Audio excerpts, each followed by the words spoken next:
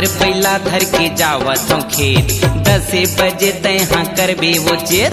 नांगर बैला धर के जावत हूँ खेत, 10 बजे तैहा करबे वो चेत। चटनी बासी ला धर के तैया जाबे वो, तुझा के दाई धनहा खार डोली माँ। चटनी बासी ला धर के तैया जाबे वो, तुझा के दाई धनहा खार डोली माँ। फूली मंगायो दरस नहीं खेत जाय बर कई थस गरज नहीं।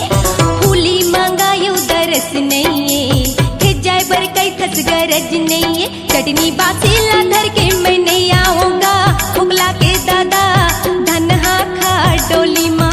चटनी बासी ला धर के मैं नहीं आऊंगा, फुगला के दादा धनहा खा डोली माँ।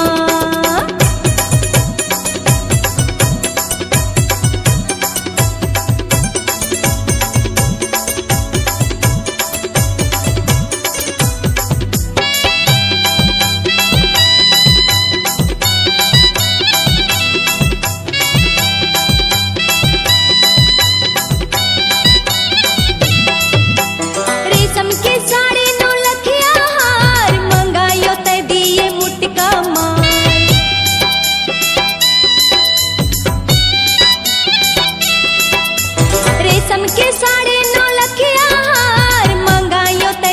मुटका मार।